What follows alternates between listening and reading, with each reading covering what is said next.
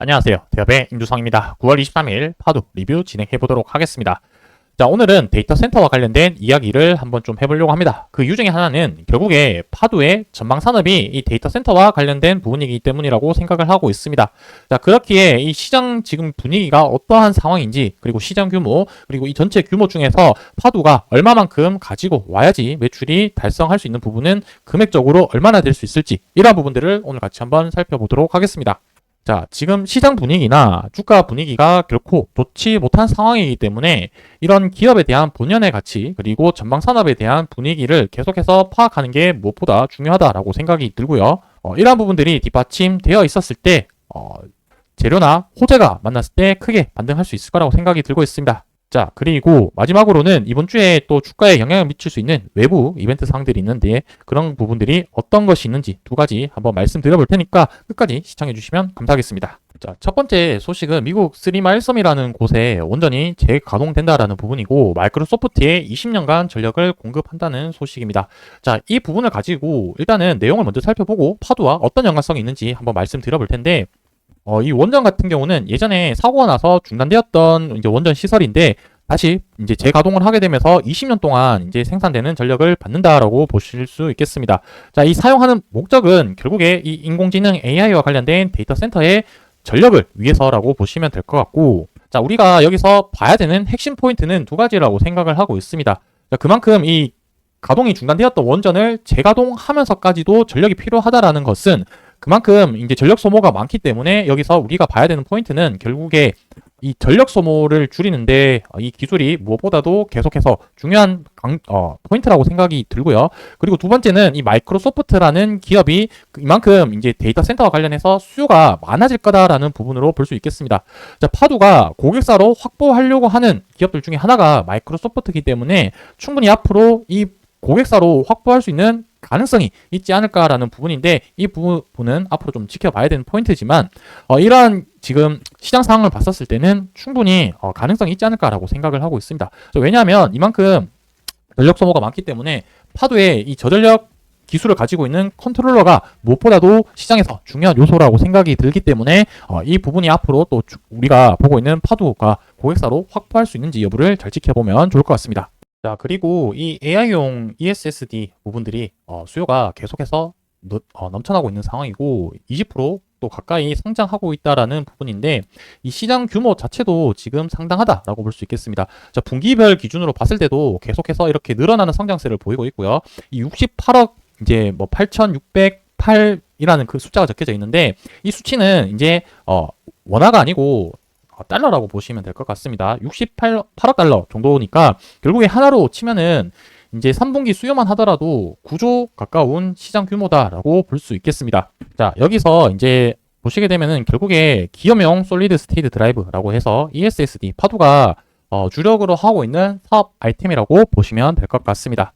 자, 마찬가지로 이 HBM뿐만 아니라 이 ESSD에도 공급이 부족이 계속해서 지속될 걸로 예상을 하고 있기 때문에 빅테크 관련된 기업들이 이제 구매처를 계속 확대할 가능성이 높지 않을까라고 생각을 하고 있습니다. 자, 2분기 같은 경우에 이제 시장 규모가 나타나고 있는데, 삼성전자가 1등으로 43%, 하이닉스가 32% 정도 차지를 하고 있고, 그 나머지 이제 우리가 최근에 이제 고객사로 확보한 웨스턴 디지털 같은 경우는 대략적으로 한 10% 정도로 정도만 잡더라도 그 아까 봤던 시장 규모에서 9조 정도니까 10%라고 한다면 이제 하나로 치면 9천억 정도 될 거고, 이 시장 규모만 가지고 온다고 하더라도 파도의 지금 실적 대비해서 상당한 매출을 낼 수 있는 규모라고 생각이 들고 있습니다. 자, 여기에 더해서 이제 하이닉스 같은 경우는 솔리다임 쪽이랑 해서 진행을 할 수 있는 부분이라고 생각이 들지만, 지난번처럼 메타에서 파도 제품을 사용해라 라고 고객사에서 지정을 한다라고 봤을 때는 하이닉스 같은 경우는 어쩔 수 없이 파도와 협업을 해서 또 진행을 할 수 있는 부분이기 때문에 충분히 이러한 가능성은 더 많이 열려있다라고 볼 수 있겠습니다.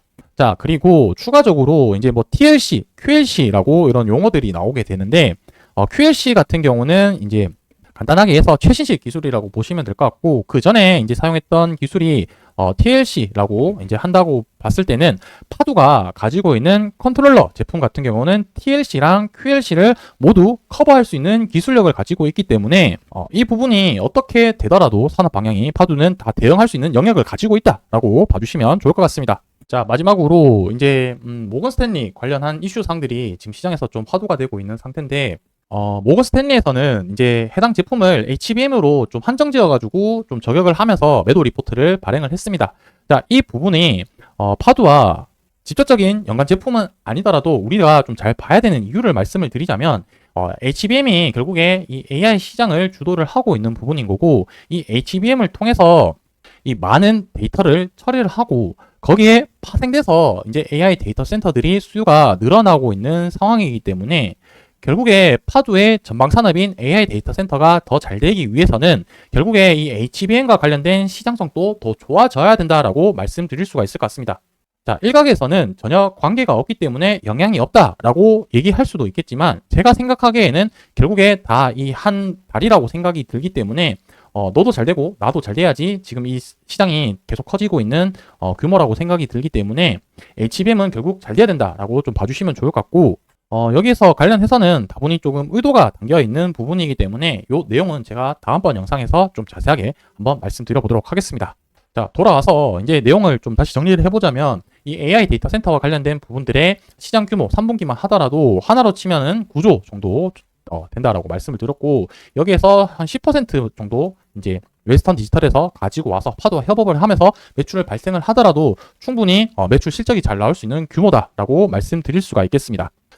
그리고 마지막으로 이번 주 이벤트 사항이라고 했는데 두 가지 정도 말씀드려보자면, 첫 번째는 이 금투세와 관련된 부분이라고 말씀드릴 수가 있겠습니다. 자, 제가 최근에 계속 리뷰를 하면서 파도가 최근에 신저점 달성을 했었을 때 그 시장의 하락 요인이 금투세라고 얘기를 했을 만큼 그만큼 시장에서는 예민하게 받아들이고 있는 상태입니다.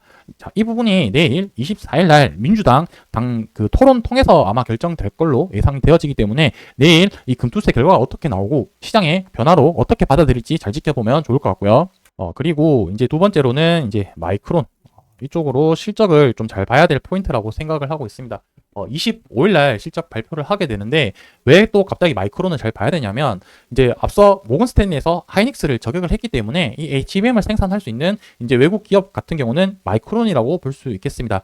결국에 이 HBM과 관련된 시장성 부분들을 파악하기 위함이라고 보시면 될 것 같고, 실적보다도 더 중요한 거는 가이던스가 어떻게 상향되는지 유지되는지 이러한 부분들을 잘 지켜보면서 이 HBM과 AI에 대한 시장에 대한 전망치를 잘 지켜보는 게 중요한 포인트라고 생각이 들고 있습니다. 자, 마지막으로 차트 부분만 좀 간단하게 보고 마무리를 하자면, 최근에 이제 한 4거래일 동안 계속해서 음봉이 나오면서 주가 흐름이 좋지 못했는데 그래도 이 정도까지는 충분히 조정이 나올 수 있지 않았을까라고 생각되는 부분은 무엇이냐면, 일본 기준으로 봤을 때 20일 이동 평균선에 지금 이격도를 거의 다 줄여놓은 상태다라고 볼 수 있겠습니다. 자, 그래서 내일이나 이제 수요일 정도에 충분히 반등 나올 위치라고 생각이 들기 때문에 제가 말씀드렸던 금투세나 마이크론이 다시 조금 시장에 긍정적으로 분위기가 받으면서 반등하는 흐름으로 넣으면 참 좋을 텐데, 그 부분이 어떻게 흘러갈지는 계속 모니터링을 하고 영상에서 말씀드리도록 하겠습니다. 자, 오늘 영상은 여기서 마무리하고요. 저는 다음번에 또 인사드리도록 하겠습니다. 감사합니다.